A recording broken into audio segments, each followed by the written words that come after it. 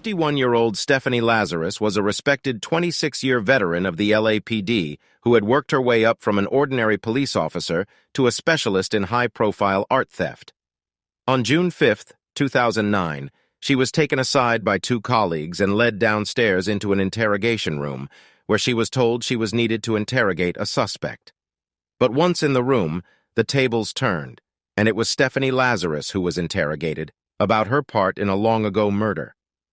Unbeknownst to her, Lazarus had been identified from a bite mark as the murderer of nurse Sherri Rasmussen 23 years ago.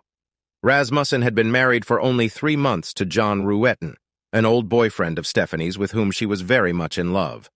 Listen to the way the interrogator eases Lazarus gradually along towards discussing the case. In March 2012, Stephanie Lazarus was convicted of the murder of Sherri Rasmussen. She was sentenced to 27 years. Okay, so here's my guest. I don't even know where to begin. I know that you said, call me your colleague, but look, let's face it, you were my boss for the last 2 years. Before I retired last year in July, and you retired, I think, right before I did, a couple of months. And believe it or not, I actually missed you in those couple of months that you weren't my boss. Look, Leonard, I know that you're a 30-plus year veteran with the LAPD. You retired as a lieutenant with the Los Angeles Police Department. But before we actually get into this trip down memory lane, let me ask you one question. Let me ask you a couple of questions. Sure, go ahead. On a scale of 1 to 10, is internal affairs the most important job in a police department? And the scale 1 being most important? And 10 being the highest, 1 being the lowest. I'd say it's about a 5. And I say that because patrol is the backbone of any organization. Patrol is a true life-saving organization. However, we have other entities like SWAT and narcotics and detectives, but it's actually patrol the backbone of any police agency. To answer your question, internal affairs is much needed, and I see it at a scale of about 5. I like that. 5 is good. Hopefully, I always thought to myself when I worked internal affairs, I never really gave it a scale or rated it, but I totally agree with you, but after everything we experience, and I do teach this kind of stuff, all this internal affairs stuff, for whatever reason, as the years have gone by, I've kind of cranked it up a little bit.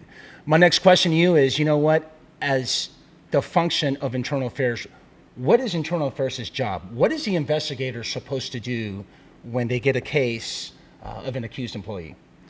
So to answer your first part of the question, I have 8 years of experience working various cases in internal affairs, and I see their function in any agency as an auditor.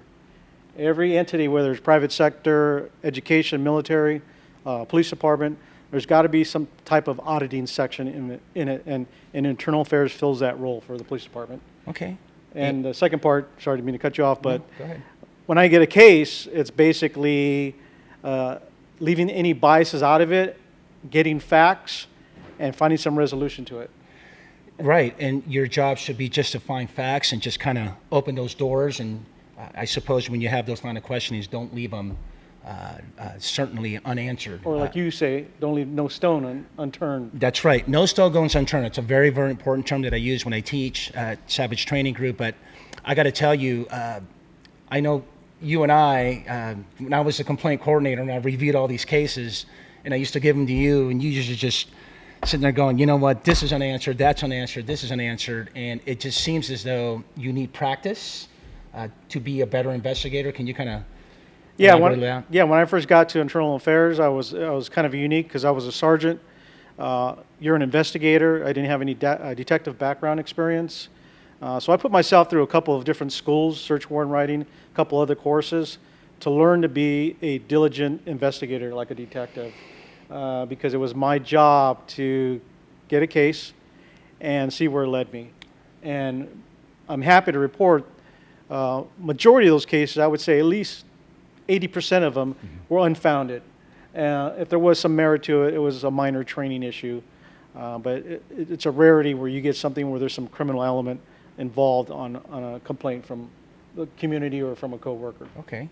All right, well, here we are in internal affairs. So tell me, when did you get to internal affairs, and what assignment did you have? And yeah, I got to internal affairs by default. I was working patrol. I got deployed overseas, went to Iraq, came back, and I was kind of burned out, and I needed a change. And I had a buddy who went to Internal Affairs on the loan program, and he talked me into it. It was a 3-month loan to see if you fit with them and if they fit with your needs. And I got offered a job to come back to Internal Affairs. I worked about a year of admin cases, and I went to the criminal side. And then I was selected for Special Operations Division, working some coveted assignments. Okay. So, you know what, let's start there with the special operations. So I suppose at one point you were involved in this Lazarus case, is that correct? Yes, I had a small role in the Lazarus case. Okay. Tell us a little bit about the case, and, I suppose, why don't you walk me through, the minute the boss says, hey, Leonard, here's this case that's going on with Detective Lazarus, and what happened? Yeah, we were out in the field working another unrelated case, and then we got called back to meet at a secret location.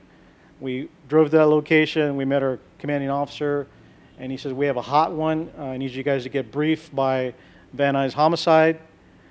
Kudos to Detective Nuttall, who handled the cold case and pretty much solved this case in about 4 months when it went unsolved for over 23 years. So Detective Nuttall deserves a lot of kudos.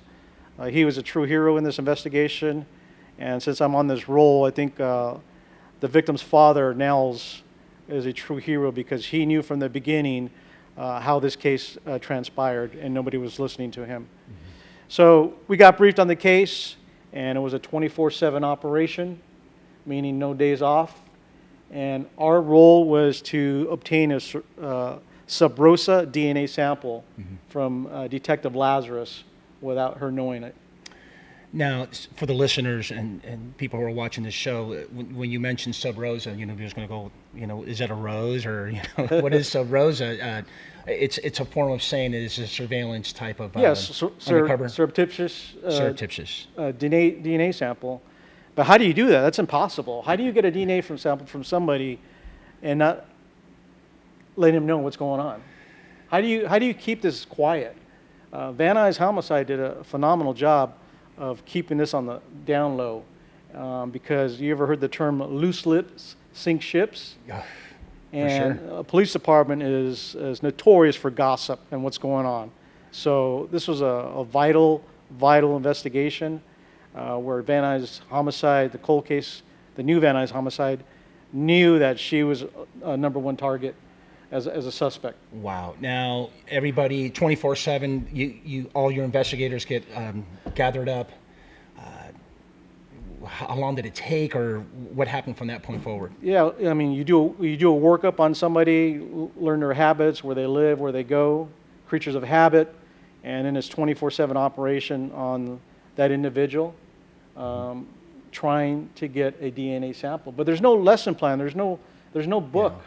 No, there's no class on how do you get a DNA sample from somebody without them knowing it.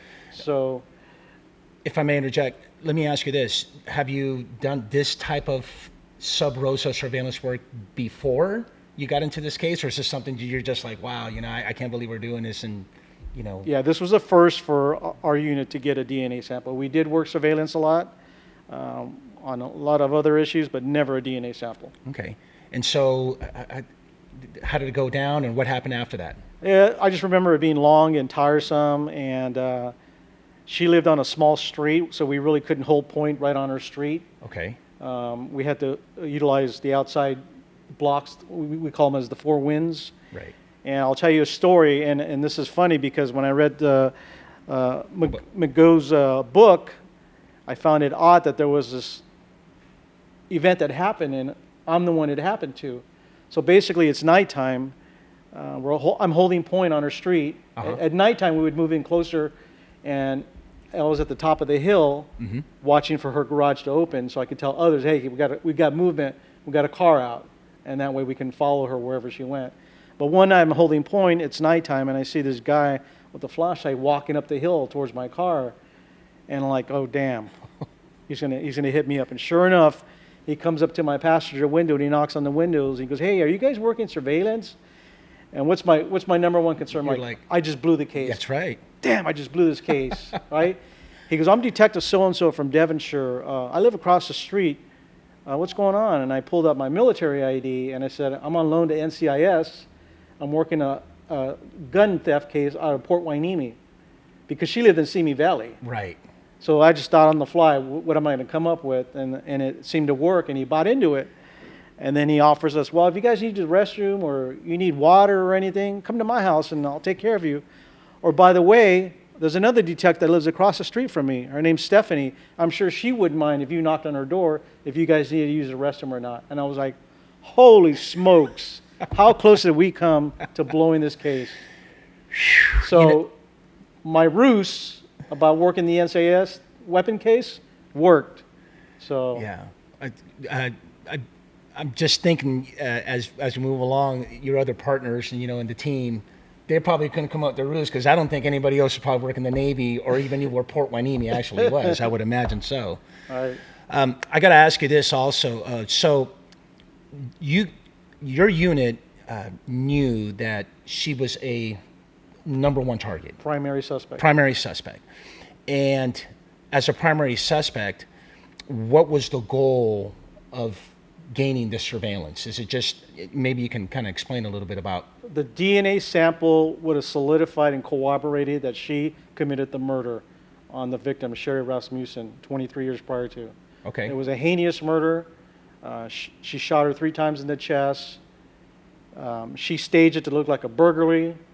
She stole her car, which they found like 8 days later. 13 days after the murder of Sherri Rasmussen, Stephanie Lazarus walks into Santa Monica PD and reports that her car was broken into and they stole her .38. The victim, Rasmussen, was killed with a .38 caliber weapon. Wow. And I fault the original homicide investigators.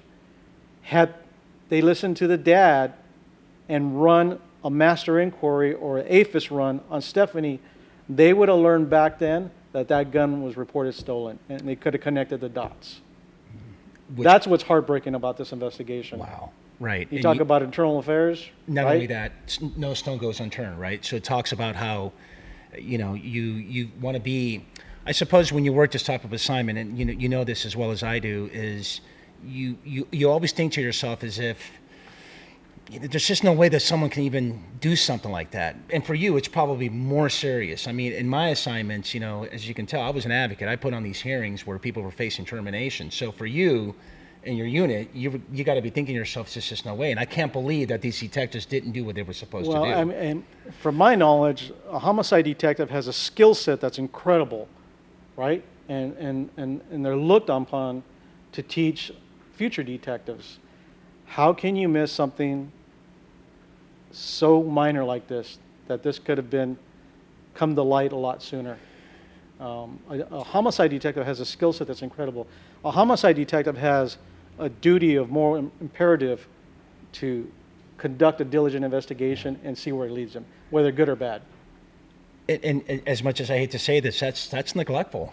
Yeah. That's like you failed to do certain procedures and certain types of steps for you to investigate and come to its fullest. We're not talking about throwing away a screwdriver from found property. We're talking about a cold, absolutely calculated murder. Absolutely. Is there anything else that you can think of that the audience can kind of get out of this particular case?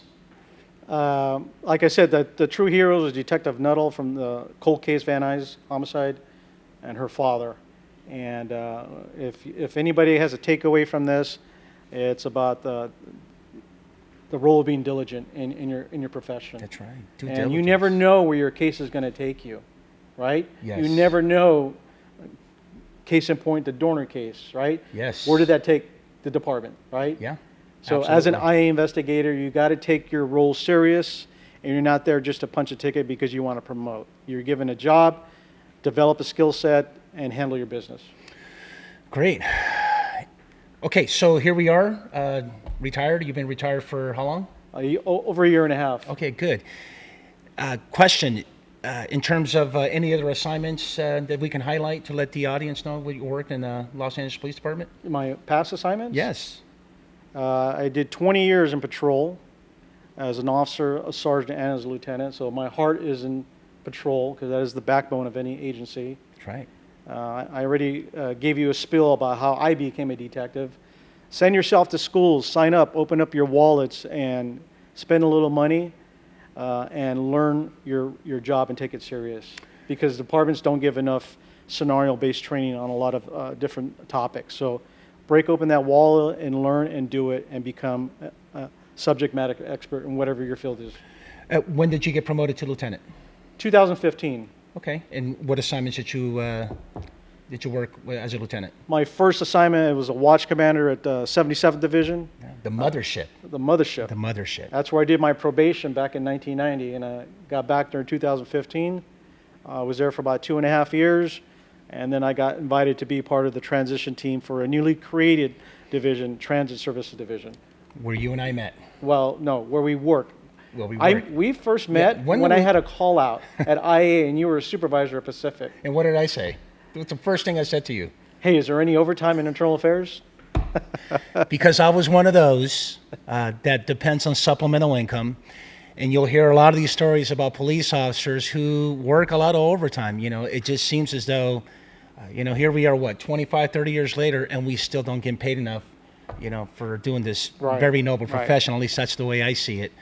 But yeah, I think at the time I was, when I met you, my overtime was diminishing because they got rid of the LAX airport detail. I was in Pacific. I was going through some personal stuff, and I needed money to maintain my financial lifestyle. How soon after did you take my advice and go work internal affairs? Let's see. After that, from there, I went to jail division. You know what? I looked at the transfer, and it said JD.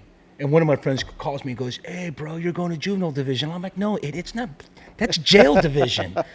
And I lasted there for 3 months. And just to fast forward and not talk about my trip down memory lane, I ended up in internal affairs in 2011 and did 4 years. And we'll cover some more of those in the episode. But I really appreciate sharing all this. We're at a point now where we're going to talk about best and worst. So I like to know, or not just me, but the audience would like to know, best and worst. What is the best moment in your career? Completing LAPD Academy. Coming from a broken home, fatherless, on welfare. My mother was job to job to job. I could have went down the path of the wrong path, but I knew I wanted something better, and becoming a LAPD officer was a huge accomplishment coming from my background. Wow. It begs me to ask. I'm going to answer that. Well, let me ask you this. How did you get that call, and what was the academy like back in your days? It was a letter. It was a letter, actually. A letter? A letter says, "Will you accept the 490 class?" And I was like, yes!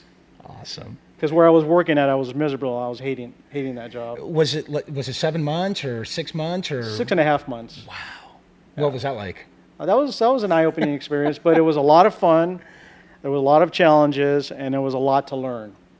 And awesome. After you graduate from the academy, you think you know it all. Not till you hit patrol, and it's a whole different gamut. Wow. Now, what about your worst moment on the job or incident that you can think of? Probably towards the end of my career, where 2 sergeants had weaponized internal affairs against me for being in protected activity, where I collected about 8 or 9 complaints, and I kept trying to tell the IA investigators what they really had. It's a whole different topic, a whole different day of discussion, but I was able to clear my name and retire on my terms and on good terms. Yeah, what's interesting is that, both you and I, well, for me, I actually work as a defense rep, so I actually got to defend cops as well. But the fact that you actually investigated as an internal affairs investigator, and as your career is about to wind up, you end up being an accused, I certainly know that doesn't feel well at all, because emotions, do get the best of you, and we all have, we do have egos, and we feel as though we're, we didn't do no wrong, and that's the problem with this particular type of police work or function, if you will, where you get accused or alleged of something, this type of misconduct, and you leave it up to internal affairs to figure it out whether or not, even from the get-go. But unfortunately, the big machine that we were involved It's just not that way all the time. Right. Would that be fair to say? Yep. Okay. Anything else? Look, you know what? We're about to wrap it up. You're very special to me in many ways. You hired me to be in Transit Services Division, back out on the streets and the platforms and the Making trains. some overtime. Making some overtime, and I went right into graveyard shifts.